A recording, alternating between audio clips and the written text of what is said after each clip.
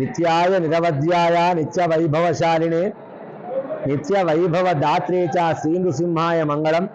ప్రియ భగవద్బంధులరా, శ్రీ లక్ష్మీ నృసింహస్వామి వారి దివ్యక్షేత్రంలో అత్యంత వైభవపేతంగా నవాన్నిక బ్రహ్మోత్సవములు వైభవంగా నిర్వహించుకోవడం జరుగుతుంది.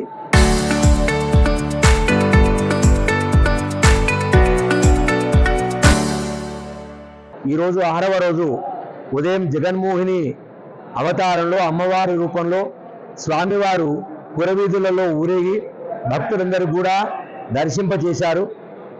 ఈ జగత్తునే మోహింపజేసిన అవతారమే ఈ జగన్మోహిని అవతారం. దుష్ట శిక్షణార్థమై ఎప్పుడెప్పుడు ఏ విధంగా రావాలో ఆ భగవంతుని యొక్క లీలా విభూతిది. అమృతాన్ని పంచడంలో భగవంతుడు దేవతలను రక్షించడం కొరకై అమృతాన్ని తీసుకొని పంచే విధంగా వచ్చిన అవతారం ఈ జగన్మోహిని అవతారం. ఆ విధంగా స్వామివారు ఈరోజు మనకు దర్శనమిచ్చారు. ఈ జగత్తంతా కూడా ఒక మిథ్య, ఈ శరీరం కూడా ఒక మిథ్య లాంటిదే అని చెప్పేసి చెప్పడమే దీని యొక్క సారాంశము. శాశ్వతమైనటువంటిది భగవద్ అనుగ్రహము. ఇక్కడ లభించేటువంటి అన్నీ కూడా తాత్కాలికమైనటువంటి ఆనందమే. శాశ్వతమైన ఆనందాన్ని అనుభవించండి అని చెప్పడమే ఈ యొక్క అవతార లక్ష్యం. అందుకొరకే భగవంతుడు మనం అందరినీ కూడా ఈరోజు అనుగ్రహించి మనమందరం కూడా ఆ భగవన్ నామస్మరణ చేయడమే ముక్తికి మోక్షానికి మార్గంగా మనకు చెప్పారు. అలాంటి అవతారాన్ని ధరించాం. సాయంకాలము ఎదుర్కోలు మహోత్సవం, స్వామి అమ్మవారి యొక్క ఎదుర్కోలు మహోత్సవంలో అధిక సంఖ్యలో భక్తులందరూ కూడా పాల్గొంటారు. స్వామివారి యొక్క లీలలు, అమ్మవారి యొక్క లీలలను మనం అందరం కూడా విని తరిద్దాం.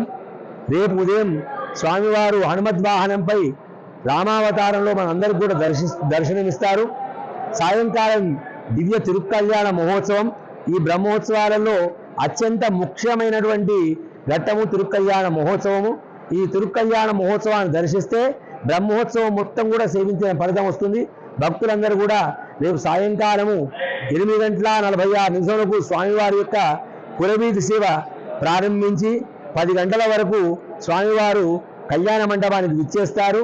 ఇట్టి కళ్యాణ మహోత్సవం సింహలగ్నంలో ప్రారంభమై మధ్యరాత్రి 12 గంటల వరకు ఈ యొక్క కార్యక్రమాన్ని నిర్వహించడం జరుగుతుంది.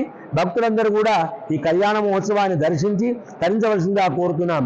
ఎల్లుండి ఉదయం గరుడ వాహనంపై స్వామివారు పురవీధులలో ఊరేగుతారు. పెళ్లి కుమారుడు పెళ్లి కుమార్తె వివాహం చేసుకొని ఈ గరుడ వాహనం మీద రావడం అత్యంత విశేషమైనటువంటిది. సాయంకాలం రథ మహోత్సవం.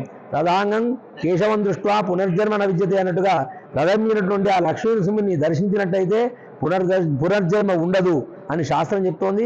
అందరూ కూడా ఈ యొక్క తిరుక్కల్యాణ మహోత్సవము, ఎదుర్కోలు మహోత్సవము, రథ మహోత్సవాన్ని దర్శించి కోరుతాం. స్వస్తి సంవత్సర మంగళాన్ని. Local to global news at your finger tips. మీ చేతిలో ఒక ఆయుధం. Download R TV app. Media legend Ravi Prakash is back.